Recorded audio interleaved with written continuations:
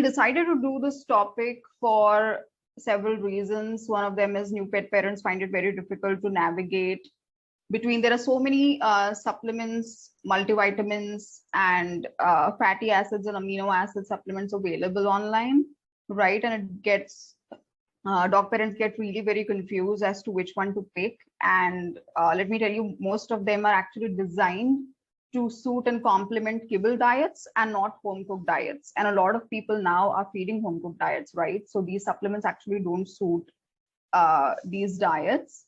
And that's why most of them are useless. Even for kibble, you do not need to feed any of the supplements because kibble is a complete diet. It is complete and balanced. And by adding more supplements to it, you're just ending up feeding excessive vitamins and minerals. The different body systems like musculoskeleton, hormonal, skin and coat, there's heart, liver. So the first one is musculoskeleton, which requires calcium, magnesium, vitamin D3, and phosphorus to function properly. Musculoskeleton is the bones, ligaments, the adjoining muscles, right? The cartilage. This is more important for large and extra large breed dogs. For calcium, the most important thing to understand is that without magnesium and vitamin D3, the calcium will not be properly absorbed into the bones, right? So all these nutrients act like in synergy, right? So just adding calcium is not going to help. You will also need equal amount of magnesium, D3, and phosphorus in the diet to actually proliferate and create that calcium homeostasis in the body.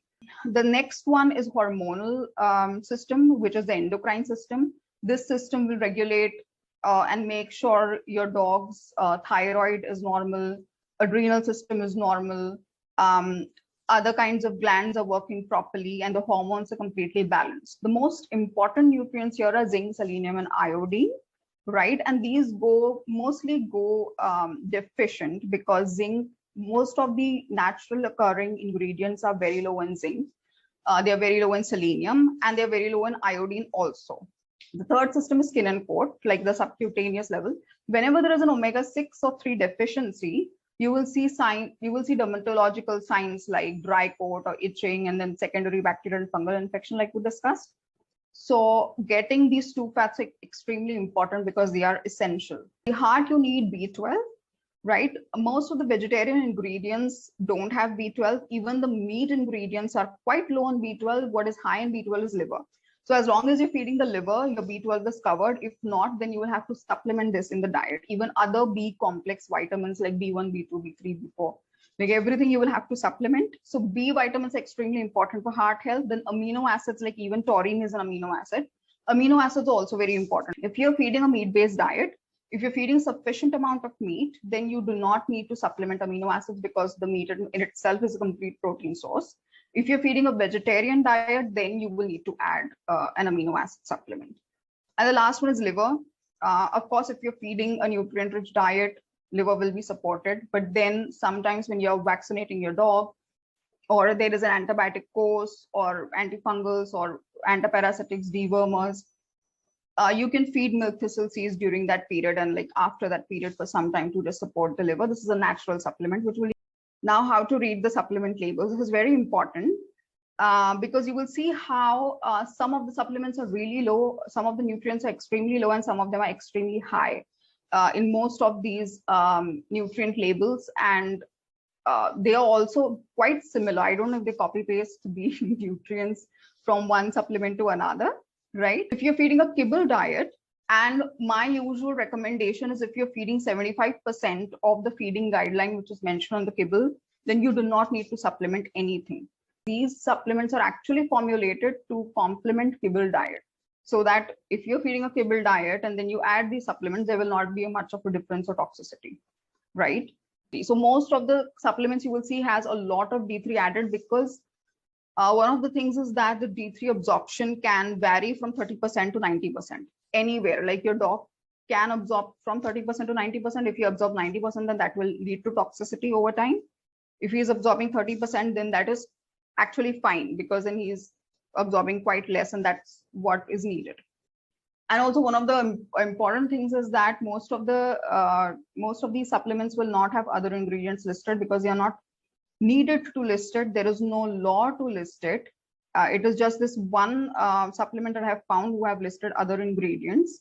And that also has, if you can check, so many fillers and preservatives and chemicals in it. So I have listed some of the natural supplements. You can take a screenshot of this, is because at least you can avoid some of these synthetic poor quality supplements available. First one is eggshell powder for calcium, right? Eggshell powder is pure calcium carbonate. If you're feeding 1 gram of this, you will get around 400 to 500 mg of calcium, pure calcium for your dog.